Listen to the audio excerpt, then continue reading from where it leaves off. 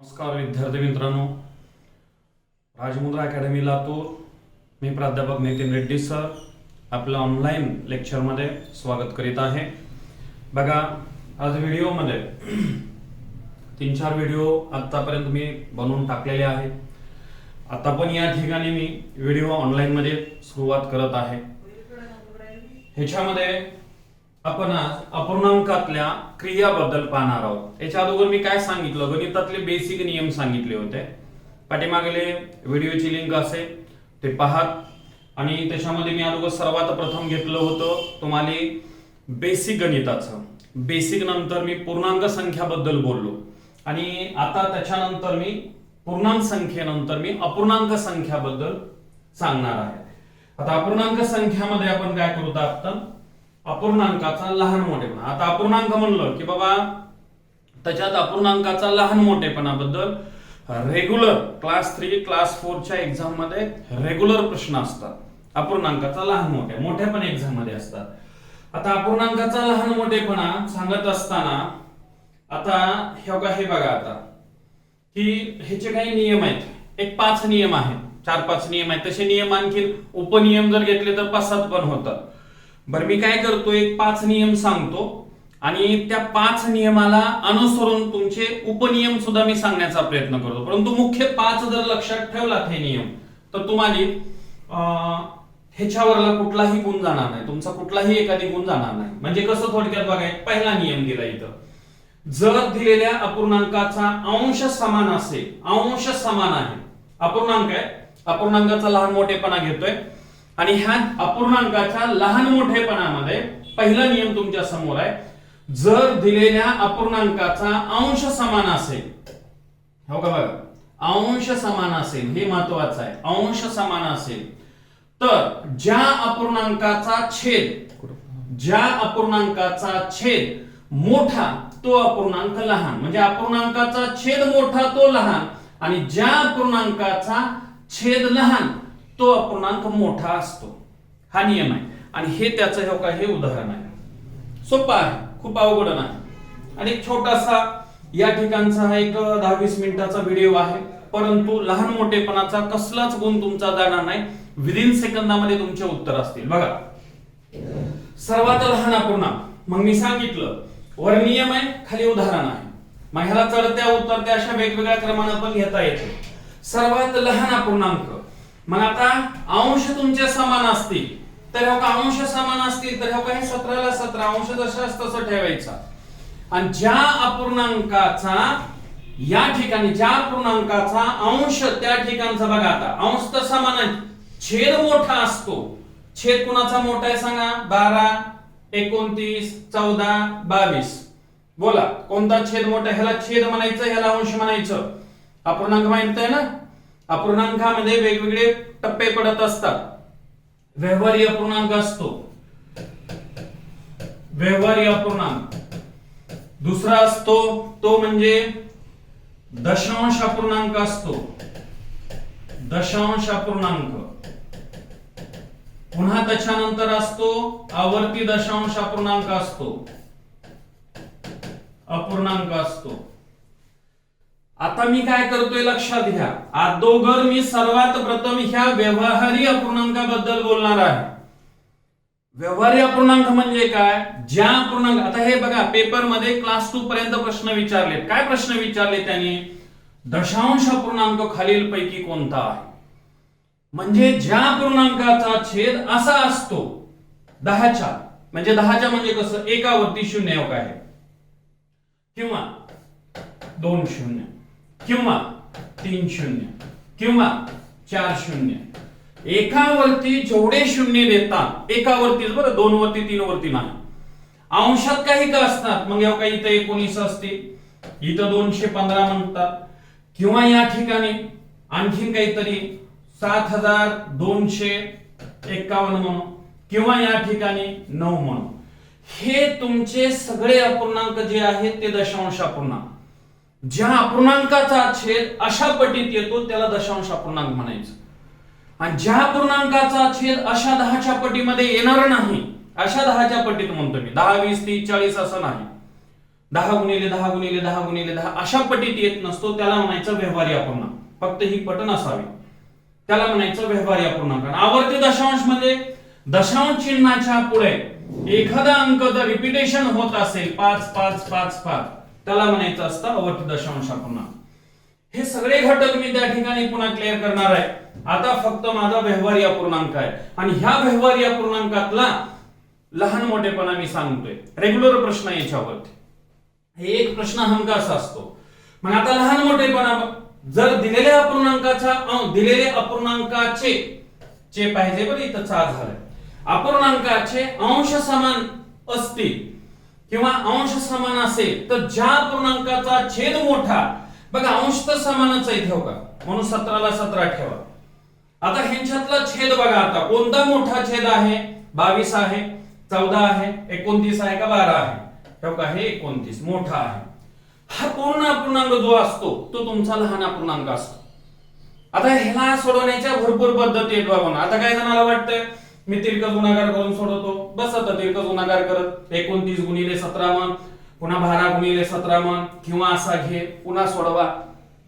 येते, मी नाही म्हणत नाही त्यांना, परंतु खूप टाइमपास होतो आणि आपल्याकडे वेळ कमी असतो. म्हणून काय करायचं, त्यास जाऊ नका. किंवा काही विद्यार्थी काय करतात, पॉइंट मध्ये भागतात. 22 न भागते 17 ला, 14 न भागतात 29 न 17 ला, 12 न 17 ला भागत बसते. पॉइंट मध्ये घेतात आणि पुन्हा लहान मोठेपणा ठरवतात. बाबांनो, ह्या सगळ्या पद्धती विशिष्ट प्रश्नासाठी विशिष्ट त्या ठिकाणची पद्धत वापरून जावं लागते, तर स्पर्धेमध्ये टिकते. नाही मला एकाच पद्धतीनं सोडवतो मी, ह्यानं सोडून दाखवतो म्हणल्यानंतर टिकणार नाही. हे स्पर्धा परीक्षा आहे आणि याच्यासाठी तुम्हाला अशा वेगवेगळ्या नियमाचा वापर करावा लागेल. मी 4-5 नियम देतो, त्या 5 नियमाच्या व्यतिरिक्त तुम्हाला काही लक्षात ठेवायची गरज नाही. क्लास 4 पासून क्लास 1 पर्यंत ज्या ज्या वेळेस असे नियम विचारतील लहान मोठेपणाबद्दलचे, तर त्यावेळेस ह्या नियमावरती सगळे प्रश्न तुमचे लहान मोठेपणाचे क्लिअर होऊन जातील. मग आता हे बघा, इथं बघा सर्वात लहान अपूर्णांक 17/29, सर्वात मोठा अपूर्णांक हे 17 ला 17 ठेवायचं. आता ज्या अपूर्णांकाचा छेद लहान असतो, छेद लहान तो अपूर्णांक मोठा असतो. मग छेद कोणता लहान आहे? तेव्हा हे 12 आहे, हा झाला मोठा, हा झाला लहान. कधी कधी चढता क्रम विचारतात, तिथंच लिहितो बारीक अक्षरात चढता क्रम, चढता.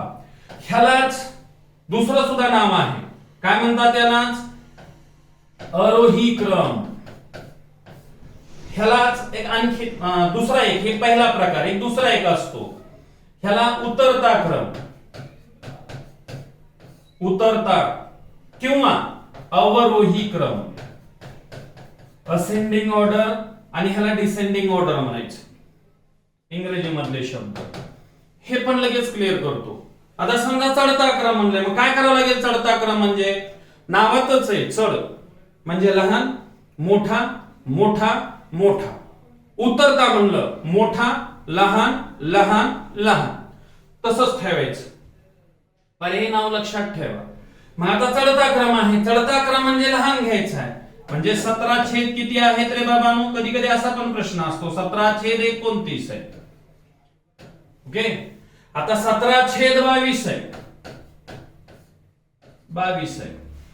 त्याच्यानंतर 17 छेद 22 झाल्यानंतर 17 छेद 14 चा क्रम लागतो आणि सर्वात मोठा 17 छेद काय म्हणायचा रे? हे 12 म्हणायचं.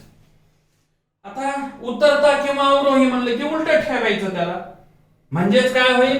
17 छेद 12, 17 छेद त्या ठिकाणी 14, 17 छेद त्या ठिकाणी 22 आणि 17 छेद त्या ठिकाणचं 29 आहे.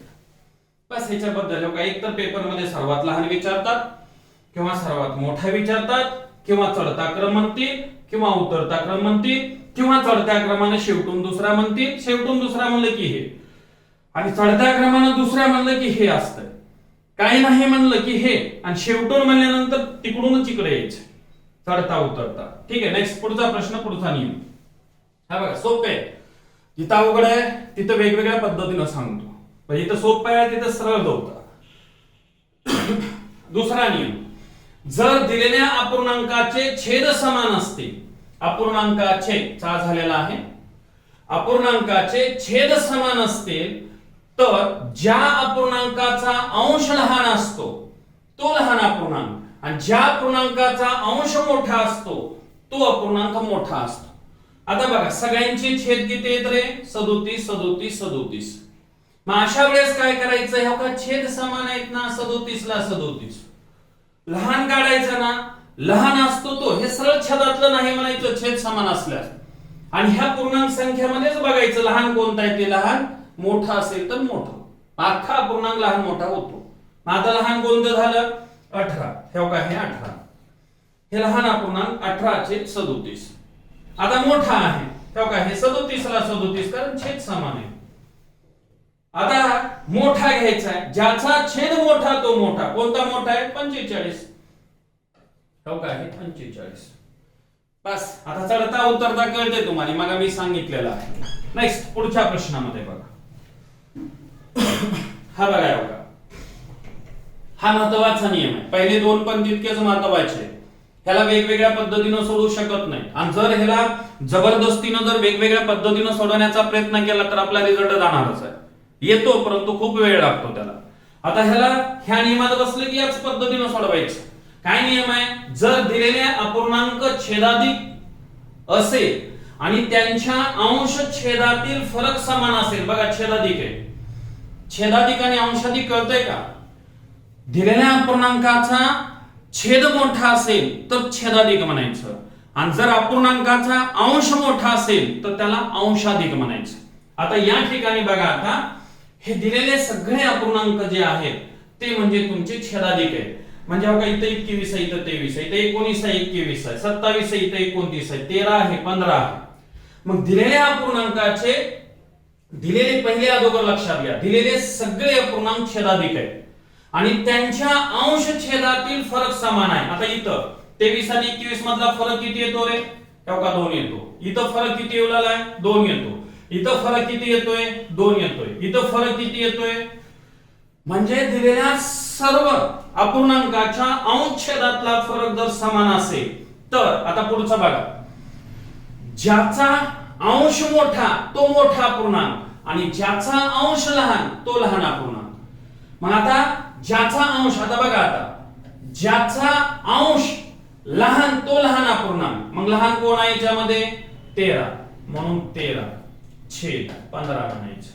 बस. बर हे कधी असंच असेल तर असं काही पण लिहू शकतो तुम्ही. आणखी वेगवेगळ्या पण संख्या लिहू शकता तुम्ही. घ्या म्हणलं तर लगेच पुढे एखादी कंटिन्यू करू द्या. हो का? सर्वात मोठा म्हणलं, मग सर्वात मोठा म्हणजे काय करावं लागेल की ह्याला सोडवत असताना बघा, आता सगळ्यात मोठा अंश असतो तो मोठा अपूर्णांक. कोणाचा आहे मोठा? 21 आहे, 19 आहे, 27 आहे का 13 आहे? ह्याचं येतं ते म्हणजे 27. म्हणून उत्तर तुमचं 27/29. बघा हेच घ्यावं असं काय नाही. काय एक आणखीन एक सांगतो तुम्हाला. बघा काय म्हणतो ते. समजा एक उदाहरण घेतो आणखीन एक लहान मोठेपणासाठी. समजा 41 छेदामध्ये मी 42 म्हणलं, 57 आहेत छेदामध्ये मी 58 म्हणलं, किंवा 91 आहे छेदामध्ये मी 92 म्हणलं, किंवा मी आणखीन एक कुठली तर एखादी संख्या किंवा 61 आहे आणि छेदामध्ये मी 62 म्हणलं, दिल्या संख्या. आता हे सगळे छेदाधिक आहेत, ते देवत असं काही नाही, सगळे छेदाधिक आहेत. आणि जर छेदाधिक असतील तर आणि ह्यांच्यातला फरक समान आहे का? इथं 1 चा फरक आहे दोन्ही मध्ये, इथं आहे, इथं आहे, इथं आहे. असं का नाही की 2 चाच फरक असावा. 2 चा असू द्या, 3 चा असू द्या, 4 चा असू द्या, 5 चा असू द्या, 6 चा, प्रत्येकामध्ये इथं 6 आहे ना, सगळ्यात 6 चा असावा. 5 आहे ना, 5 चा असावा, 2 चा असावा, 1 चा असावा, ते छेदाधिक असावे तर लहान मोठेपणा ह्या नियमात. मग आता सर्वात लहान म्हणलाय,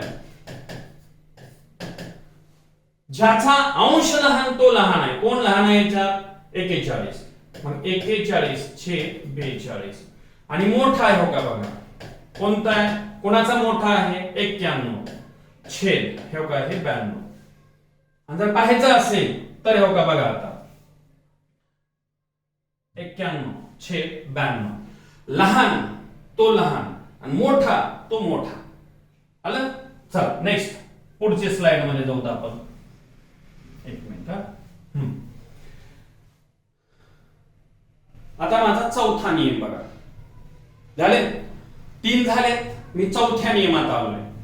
जर दिलेले अपूर्णांक अंशाधिक असतील किंवा असेल आणि त्यांचा अंश छेदातील फरक समान आहे. मगाचे कसे होते? छेदाधिक होते. आता कसे तुमचे अंशाधिक आहे आणि त्यांच्या अंशछेदातला फरक समान असेल तर ज्यांचा अंश मोठा तो लहान असतो. अंश मोठा तो लहान आणि लहान तो मोठा. म्हणजे कसं बघा, आता हे दिलेलं एक उदाहरण आहे. हे कॉमा म्हणजे इथं द्या बरं, ते चुकून वरती गेलेलं आहे. हे इथं नव्हतं, हे इथं द्यायचं होतं. हे असे कॉमा पाहिजे होते. आलं. मग आता हे कसं सोडवायचं बघा. आता आपल्याला सोडवत असताना काय करायचं, या ठिकाणचा मोठा अंश घ्यायचा म्हणजे लहान होते. मोठा कोणता अंश रे बाबा? याच्यामध्ये 45 आहे. लगेच छेदात 45 काय येते? 42. हा लहान झाला. लक्षात आलं मी काय म्हणतो ते? हा. आता आपल्याला मोठा घ्यायचा आहे. तर ज्याचा अंश लहान तो मोठा असतो. अंश लहान, कोणाचा अंश लहान आहे याच्यात बघा. आता 26 आणि छेद हे 23 लिहायचं झालं की बाबांनो, जर दिलेल्या अपूर्णांक म्हणजे या ठिकाणचे सगळे अंश अधिक आहे, फरक समान आहे. आता फरक समान आहे बरं यांच्यात. कितीचा फरक आहे रे बघा? हे 3 आहे. इथं 3 आहे. इथं 3 आहे. इथं 3 आहे आणि सगळे अंश अधिक आहे. तर ज्याचा अंश मोठा तो लहान आणि अंश त्या ठिकाणी लहान तो मोठा. ह्याला हो का हेच घ्यावं असं काही नाही. आणखी पुढचं सुद्धा घेऊ शकतो. समजा मध्येच मी असा घेतला, मी 2 चे फरक घेतले 29. आता या ठिकाणचा किंवा एकच त्या ठिकाणी घेतला तरी कमी केला तरी चालेल. हो का 28. असं काय नाही की तिथे 2च असावं 3च असावं, एक सुद्धा चालतंय. पुन्हा हो का इथं 41 घेतलं आणि या ठिकाणी 40 अंशाधिक पाहिजे. 71 या ठिकाणी 70 पुन्हा 65 आहे या ठिकाणी 64 आहे. आता हे अंशाधिक आहे. हो का बघा, हे सगळे अंशाधिक आहे. आणि का? कारण छेदापेक्षा त्यांचा अंश मोठा आहे आणि ह्यांच्यातला फरक समान आहे. बघा एकचा फरक आहे. इथं 1च आहे, इथं 1च आहे, इथं 1च आहे, परंतु हे अंशाधिक आहे. मग अशा वेळेस लहान म्हणजे सर्वात लहान. सर्वात लहान कोण आहे? सर्वात लहान मोठा अंश असणारा लहान असतो 71/70. आणि सर्वात मोठा का बघा, सर्वात मोठा ज्याचा लहान छेद आहे कोणता आहे? 29/28. हे तुमचा मोठा सर्वात, हा तुमचा लहान. आता ह्याला तुम्ही चढता उतरता त्या पद्धतीने तुम्ही ठेवू शकता. ह्याला रिपीट मला सांगायची गरज नाही. नेक्स्ट पुढचा प्रश्न बघा. आता 5वा नियम. हा बघा, हा नियम आहे. आता ह्या नियमामध्ये हे कॉमा इथंच आहे बरं बाबा. आणि मी तर म्हणतोय जास्तीत जास्त जर तुमचे प्रश्न असतील तर ह्या नियमावरती असतील. 5व्या नियमावर अतिशय महत्वाचा हा नियम आहे. तुमचा अपूर्णांकाचा लहान मोठेपणा शक्यतो याच्यावरती टाकण्याची जास्तीत जास्त शक्यता असते. त्याचा वापर असतो. काय म्हणलाय? जर दिलेले अपूर्णांक छेदाधिक असतील. काय म्हणले? छेदाधिक. हो का बघा, सगळे छेदाधिक आहेत. 5वा नियम आहे आणि मी ह्या 5व्या शेवटच्या नियमामध्ये सगळंच क्लिअर करणार. ह्याला आणखी 2-4 पद्धतीने सुद्धा सांगता येतं आणि ते सुद्धा सांगणार आहे मी आता पुढचं. हो का बघा, आता जर दिलेले अपूर्णांक छेदाधिक असतील आणि त्यांच्या अंश छेदातील फरक समान नसेल. आता बघा, अंश छेदातला फरक समान नसेल. कितीचा फरक आहे बघा? इथं कितीचा येतो बाबा? 4चा. इथं कितीचा येतोय बघा? आता 5चा येतोय. इथं कितीचा येऊ लागलाय? 5चा येतोय. इथं कितीचा येतोय? 4चा येतोय. आणि सगळे या ठिकाणचे कसे येतात? त्या ठिकाणचे छेदाधिक आहे. सगळे छेदाधिक आहे आणि फरक वेगवेगळा आहे. असं म्हणू नका की 4 आणि 5 काय वेगवेगळे पण घेता येते तिथं. मग अशा वेळेस काय सांगितलंय त्याने की बाबा त्यांच्या अंश छेदातला, हे बघा, अंश छेदातला फरक हा छेदात ठेवून अंश छेदातला फरक काढायचा. इथं दिले का रे बाबा? बघा तिथं का विसरून गेले नियमात लिहायचं. जर दिलेले अपूर्णांक छेदाधिक असतील आणि त्यांच्या अंश छेदातील फरक समान नसेल तर अशा वेळेस फरक हा छेदात ठेवून कशातला? अशा वेळेस अंश छेदातील फरक हा छेदात ठेवून असं पाहिजे होतं, अंश आणि छेद, छेदातील, हे बघा अंश छेदातील फरक हा छेदात ठेवून अंशात ती संख्या ठेवावी आणि भागाकार करून लहान मोठेपणा ठरवावा किंवा छेद समान करून किंवा लसावीने लहान मोठेपणा ठरवावा. ह्याच्यात आता 3 पद्धती त्या ठिकाणी सांगण्याचा प्रयत्न केलेला आहे. आता बघा, आता सर्वात लहान, मग ह्याला मी काय करतोय, सर्वात लहान घेत असताना बघा आता की सांगितलं की अंश छेदातला फरक त्या ठिकाणी अंशातली संख्या अंशात ठेवा. बघा 7 ला 7, इथं 7 ला 7 ठेवतोय, जरा लक्ष द्या. आणि ह्या दोघातला फरक किती येतो, फरक सांगा बरं या ठिकाणी 4, हे 4 इथं ठेवतो. आलं, ही संख्या येणार नाही, असं डायरेक्ट लहान येणार नाही बरं. मी आणखीन एकदा सांगतोय, कारण मला काय करावं लागेल, हे आता तुम्हाला एका पुढच्याच पानावर घेऊन समजावून सांगावं लागणार आहे. बघा एकदा हे मी काय करतो, हे आकडे परत एकदा त्या ठिकाणी सांगण्याचं काम करतो, नवीन पानावर घेऊन सांगतो, कारण हा प्रश्न इथं डायरेक्ट समजावून सांगणं शक्य नाही आपल्याला. एक मिनिट, हे सगळे आकडे त्या ठिकाणचे आपण नेक्स्ट पानावरती घेऊन समजावून सांगतो.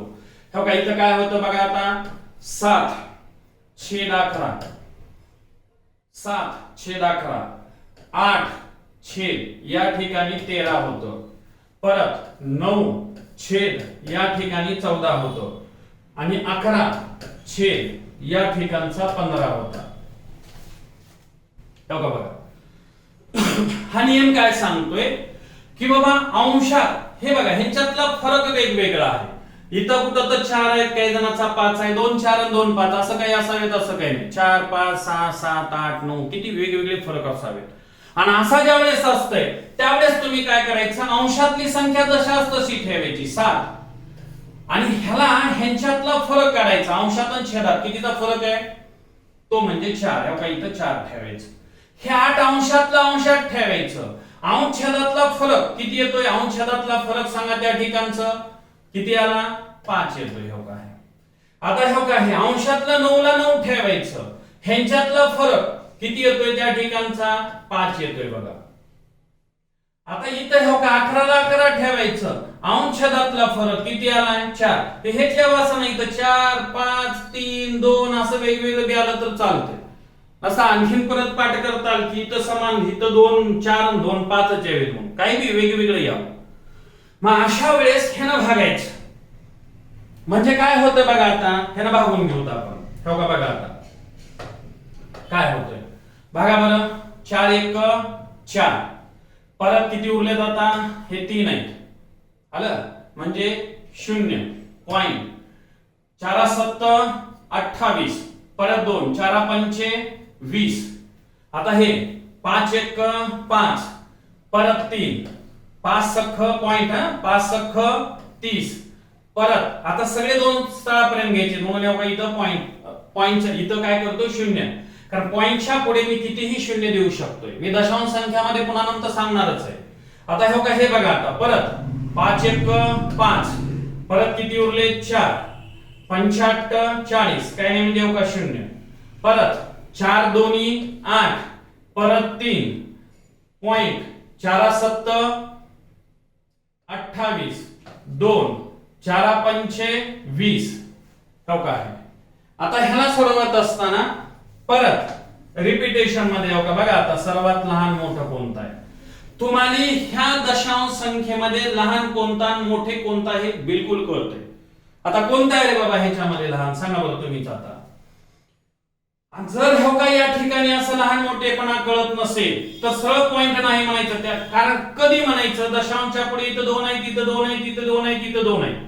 जर एखाद्याला वाटत असेल मला हे पॉइंट मधलं लहान मोठेपणा कळत नसेल तर त्यांनी सरळ पॉइंट नाही म्हणा. ही संख्या होती तुमची, किती होती रे 175 होती, ही किती होती 160 होती, ही किती होती 180 होती, आणि हे किती होती 275. आणि ह्याच्यानुसार लहान मोठेपणा ठरवायचं 275, याच्यानुसार लहान मोठेपणा ठरवायचं. आता पूर्णांक संख्येत तर कळते ना लहान कोणतं मोठे कोणते.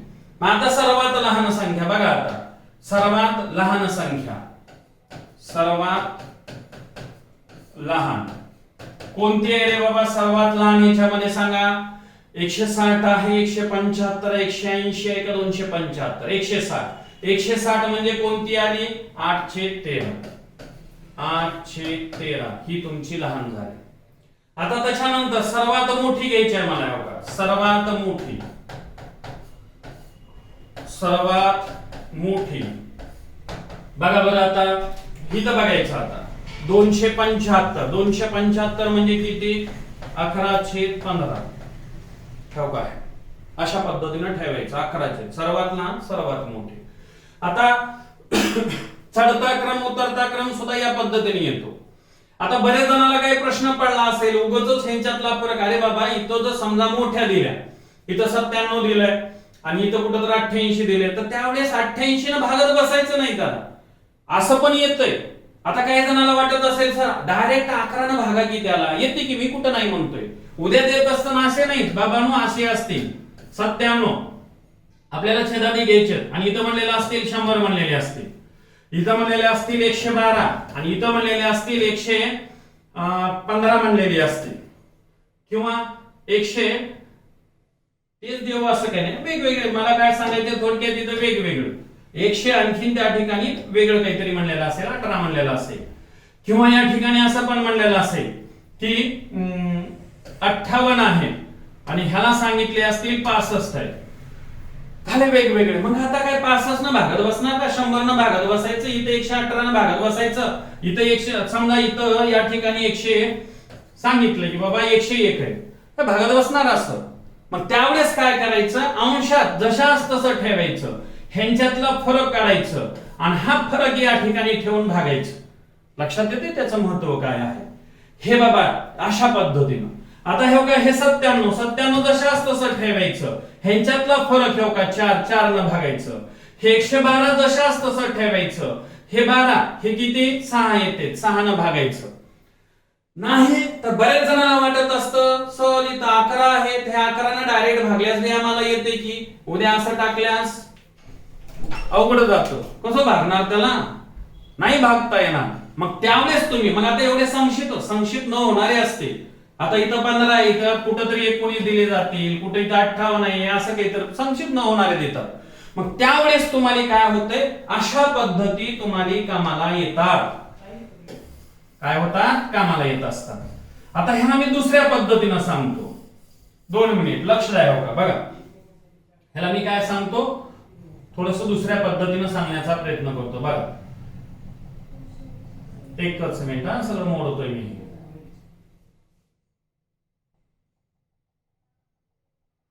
हे लहान मोठं हे जे दिलेलं आहे, तर ह्याच्यामध्ये घेत असताना मी डायरेक्ट पण मी असं सोडू शकतो, काही फरक पडत नसतो. कसं ते बघा. आता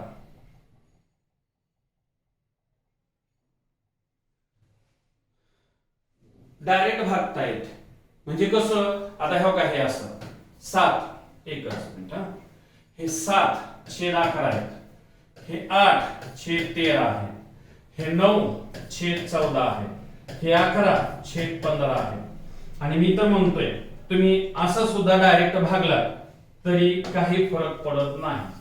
डायरेक्ट भागत असताना असंच भागायचं. कसं? लहान आहेत ना संख्या, घ्या भागून. आणि असं भागून ज्यावेळेस सोडवतात त्यावेळेस तुमचे सगळे प्रश्न सॉल्व्ह होतात. ती संख्या अंशाधिक असू द्या, ती संख्या छेदाधिक असू द्या, अगर ती संख्या आणखीन वेगवेगळी कुठली का असणार, डायरेक्ट तुम्ही त्या ठिकाणी सोडू शकता. बघा कसं सांगतोय ते. भागा आता 11 या ठिकाणी भागण्याचा प्रयत्न केला. हा आता 0 द्यावं लागेल मला. इथं काय करावं लागेल? 0 द्यावं लागेल. 0 पॉइंट इथं 0 दिले. अकुरसन 66, परत 4 उरले. 11 त्रिक 33, परत 33 म्हणलं की परत 6 उरले. पुढे जायचंच ना, 2 स्थळापर्यंत सोडवायचं आणि थांबायचं. आता हे पण 2 स्थळापर्यंत घ्यायचे. बघा आता 0 पॉइंट. आता बघा आता 73 6 आलाय. मग आता किती उरले त्या ठिकाणी? 78, 2 उरले. 13 सत्ते 91 होत आहे. मग आता दोन उरले, 13 एक 13, म्हणून 2 स्थळापर्यंत जायचं. कधी कधी 0.6 एक स्थळापर्यंत गेला तर लगेच इथं पण 0.6 येतं. म्हणून शक्यतो 2 स्थळापर्यंत जावं, म्हणजे तुम्हाला लहान मोठेपणा डायरेक्ट ठरवता येतो. आता हे काय इथं बघा, आता चौसंग 84, 14 सत्ते 98 होत आहे. 84 म्हणजे परत किती उरलेत, आता हे 6 उरलेत. 84 6 त्या ठिकाणचे 90 होता. मग आता 14 पंचे 70, परत याला आता 14 चा पारा, 14 दुनी 28, 14 त्रिकोण 42, 14 चौक 56. बघा आता 14. आता ह्या ठिकाणी घेत असताना हे काय, हे बघा किती क्लोज मध्ये त्या ठिकाणी येऊ लागलेत बघा. आता हे 0 पॉइंट आहे. आता हे काय इथं घेतलंय. आता 15 15 सत्ती 5 आता 15 सत्ती 5 म्हणजे 5, 15 त्रिक 45, 2 स्थळापर्यंत घ्यायचे बस. आणि आता ह्याला सोडवण्याचा प्रयत्न करायचा. आता बघा ह्याच्यामध्ये सुद्धा मला काय सांगायचं बघा बाबांनो, मला सांगत असताना एक सांगायचंय, तुम्ही जर असं गेलात तर तुमचे सगळेच प्रश्न त्या ठिकाणचे सॉल्व्ह.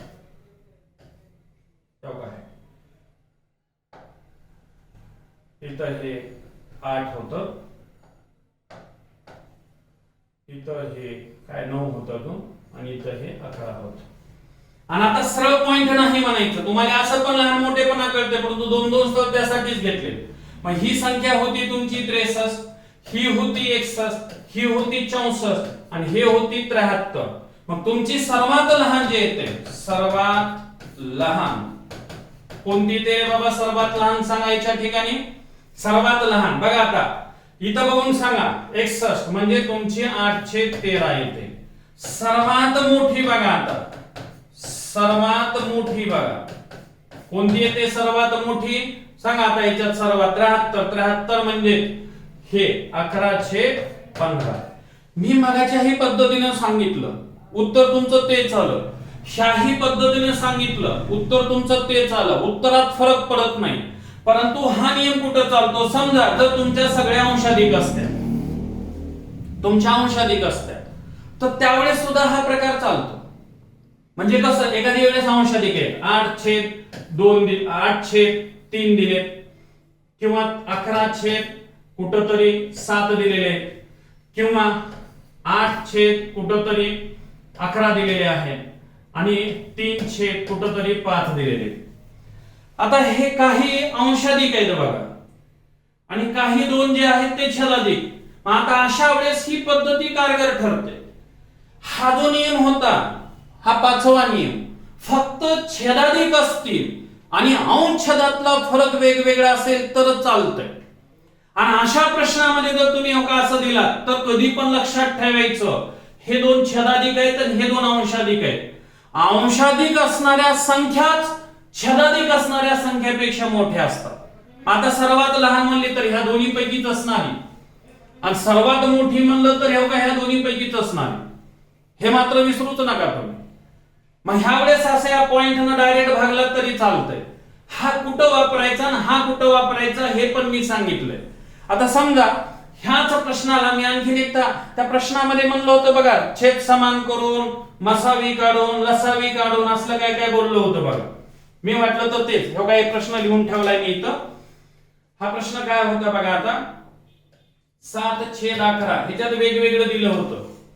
8 या ठिकाणचं 13 आहे, 9 या ठिकाणी 14 म्हणलाय, आणि 11/15 म्हणलं होतं. हे बघा ह्याच्यात ह्या नियमामध्ये मी काय म्हणलं होतं बघा, आता ह्या स्लाइडच्या नियमामध्ये सांगतो. ह्याच्यात काय म्हणलंय, छेदात ठेवून अंशात ती संख्या ठेवावी व भागाकार करून लहान मोठेपणा ठरवावा, इथपर्यंत आणतो. आता हा किंवा शब्द आहे. काय म्हणलंय त्यांनी, छेद समान करून किंवा लसावीने लहान मोठेपणा ठरवावा. हे 2 काय आहेत ते सांगतो. वरचं जशास तसंच ठेवायचे, फक्त हे मी आतापर्यंत सांगितले तुम्हाला. आणि मध्येच एक दुसऱ्या एका पद्धतीनं सांगितलं होतं. आता किंवा छेद समान आणि लसावी नाही ही काय भानगड आहे ते आता मी त्या ठिकाणी तुम्हाला सांगण्याचं काम करतोय. नेक्स्ट बघा आता पुढचं हो का मगाच्या सारखाच फरक किती आलता रे बाबा फरक. आता हे मगा लिहिलं होतं आता परत एकदा मला लिहावं लागेल. हो का हे 7 ला 7 ठेवा आणि छेदामध्ये या ठिकाणी काय करायचं 4 येणार आहेत. हे 8 ठेवा छेदामध्ये 5 येणार आहेत. हे 9 ठेवा छेदामध्ये या ठिकाणचे 4 येतील सॉरी 5 येतील छेदामध्ये 5 येतील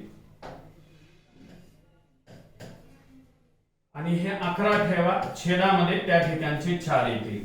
आता बघा हो का 4 दोन्ही 8 थोडं वेगळ्या पेनचा वापर करतो लवकर लक्षात येईल. आता इथपर्यंत आलात आपण हो का बघा आता प्लीज आलात इथपर्यंत. आता पुढे काय करायचं त्यांनी काय म्हणलं छेद समान करून किंवा लसावीने. मग तुम्ही न भागता तुम्ही काय करायचं असं ठेवायचं छेद समान करायचा. आता छेद समान करायचा सगळ्यात मोठा छेद कोणता आहे 5. ह्या 5 ला आता 4 न भाग जातो का कारण लहान म्हणजे 4च आहेत नाही. मग 5 चा पाडापटीत म्हणायचा जोपर्यंत 4 न भाग जात नाही म्हणा 5 चा पाडापटीमध्ये म्हणून घ्या. आता मग 5 5 दोन्ही 10 5 त्रिक 15 5 चोक 20 20 म्हणलं की ह्या 4 न भाग चालला. मग 20 मध्ये छेद समान करायचं आणि सोडवायचं. मग ह्याला गुणिले किती म्हणल्यास 20 येते 5 ह्याला 5 ठेवायचं. छेदामध्ये 5 आणि अंशामध्ये 5 ठेवला तर ती सममूल्य अपूर्णांक होते त्याची किंमत बदलत नसते म्हणून छेद समान करायचा. ह्याला गुणिले 4 इथं पण 4 ह्याला गुणिले 4 इथं सुद्धा 4 ह्याला गुणिले 5 इथं सुद्धा 5 म्हणजे हा पूर्णांक काय होतो ते एकदा मी त्या ठिकाणी समजावून सांगतो. बघा 7 5 35 छेद 5 चोक 20 8 चोक 32 छेद 5 चोक 20 9 चोक 36 छेद 5 चोक 20 11 5 55 छेद 5 चोक 20. आणि जर तुमचे छेद समान असतील तर लहान तो लहान आणि मोठा तो मोठाच असतो. मग आता सर्वात लहान बघा आता सर्वात लहान कोणता आहे रे बाबा छेद समान आहे. ह्याचा एक सेपरेट नियम दिला होता मी 32 छेद 20 म्हणजे किती 8 छेद 13. मी वेगवेगळ्या पद्धतीने सांगतोय लहान मोठेपणा. आता हो का सर्वात मोठा बघा आता सर्वात मोठा. मग काय करावं लागेल सर्वात मोठा छेद कोणाचा आहे 55 म्हणून उत्तर तुमचं 11 छेद 15 ते चाल. आता ह्याच्यामध्ये आणखीन एक म्हणलंय बघा काय म्हणलंय की त्यांनी असं सांगितलंय. आता हे तेच येणार आहे. आता इथं बघा आता काय होतं ते लसावी काढून म्हणलंय बघा छेद समान. पहिलं मी घेतलं होतं अंश आणि छेदातला फरक. अंशातली संख्या जशीच तशी फरक छेदात ठेवायचं आणि पॉइंट मध्ये भागून सांगायचं. किंवा सांगितलं होतं छेद समान करून. आता किंवा लसावी मग आता कुणाचा लसावी काढायचा बघा आता लसावी काढून त्या ठिकाणी सुद्धा आपल्याला ह्याला ठरवता येतं. आता छेदातल्या संख्येचा लसावी काढायचा. कुठले छेदातल्या संख्या सांगा हे 4 आहेत हे 5 आहेत हे 5 आहेत आणि परत 4 आहेत. बघा 5 5 4 4 1 5 5 दशास तसं परत 5 परत 1 1 1 1 म्हणजेच 5 चोक 20 लसावी आला 20. हा 20 लसावी या ठिकाणी ठेवून आपलं सोडून घ्यायचं गुणिले 20 गुणिले 20 गुणिले 20 गुणिले 20. एक तर छेद समान करा किंवा असा लसावी काढायचं इथं ठेवायचं लहान मोठेपणा ठेवायचं. का बघा 4 5 20 7 5 35 5 चोक 20 8 चोक 32 5 चोक 20 9 चोक 36 4 5 20 11 5 55 आणि लहान मोठेपणा ठरवायचं. कोणतं लहान आहे 32 म्हणजे उत्तर तुमचं 8/13. मोठा कोणता मोठा आहे 55 म्हणजे तुमचं 11/15. किंवा एक आणखीन एक पद्धत तुम्हाला सांगतो की बाबा ह्याला कसं सोडवायचं ते बघा. हे सगळ्याच ठिकाणी कारगर ठरते. काय करतोय सगळं ठीक आहे, एकदा आपण सगळंच मोडून घेऊ आता. आणि हे प्रश्न दिलेला आहे तोच प्रश्न कंटिन्यू करू. बघा 7/11 आहे काय नाही, प्रश्न आहे 8/13 आहे, 9/14 आहे आणि 11/15 आहे. आता बघा, आता ह्याला सोडवत असताना तुम्ही क्रॉस मध्ये सुद्धा त्या ठिकाणी सोडवू शकता. कसं बघा, आता ह्याला काय करायचं, तिरकस गुणाकार. आता मला सर्वात लहान काढायचे अगोदर, सर्वात लहान, लक्ष द्या रे, सर्वात लहान काढायचंय मला, सर्वात लहान. क्रॉस तिरकस गुणाकार करायचा बाबा. 3 7 91, 11 8 88. मला लहान घ्यायचं आहे, मग ह्या दोन्हीत लहान कोणतं आहे? 91 लहान आहे. आणि हे का लक्षात ठेवायचं, तिरकस गुणाकार करायचा, ज्याचा अंश त्याच्या डोक्यावर ठेवायचा, ज्याचा अंश आहे त्याच्या डोक्यावर ठेवायचं. मग ह्याच्यामध्ये लहान कोणतं आहे? तिरकस गुणाकार करतोय मी. हे कारगर सगळीकडेच येते ही पद्धत, किंवा डायरेक्ट असं ह्यानं भागायचं, किंवा हे काही असं तिरकस गुणाकार, हे सगळीकडे चालतात. मग तुमच्या अंशाधिक असो, छेदाधिक असो, कुठं का असो, युनिव्हर्सल पद्धती म्हणला तरी काय हरकत नाही, सार्वत्रिक सर्वत्रच चालते ते. अंशाधिक असावे, छेदाधिक असावे असं काहीच नाही. कोणत्या पद्धती, ह्यानं डायरेक्ट भागायचं किंवा हे काय हे तिरकसनं, सगळीकडे चालतात. मग आता हे काय हे सर्वात लहान, हे 3 7 91 याच्या डोक्यावरती, 11 8 88 हे. मग लहान काढायचे, मग लहान कोणतं आहे? मग हे काय हे त्या ठिकाणची कटली तुमची, कारण हे 91 मोठी उडाले, हे कटली तुमची. आता ह्या दोघांमध्ये, ह्या दोघांपैकी ही लहान आहे. लक्षात ठेवा मी काय म्हणलं ते, की बाबांनो ह्या दोघांपैकी ही लहान आहे. ओके, आता ह्या दोघांमध्ये ठरवायचं. आता 14 8 बघा आता किती होतं ते, आलं नाही कळत नसेल तर 8 चौक 32 म्हणा. परत त्या ठिकाणी 3 आले, 8 1 8 आणि 3 11 म्हणा. तस काय नाही तेवढं, मी तर लिहिलंच होतं 14 8 12 दर्शे, 13 90 17 दर्शे. बघा आता ह्या दोघांमध्ये लहान कोणती आहे ते बघायचं. मग आता मला सांगा ह्या दोघात लहान कोणते, 117 आहे का 112 आहे? लहान जी आहे ते 112 आहे, म्हणून तुमची हो का ही पण कटली बाबा. ह्या दोन्ही कटल्या तुमच्या संख्या, हे विसरू नका कधीच तुम्ही.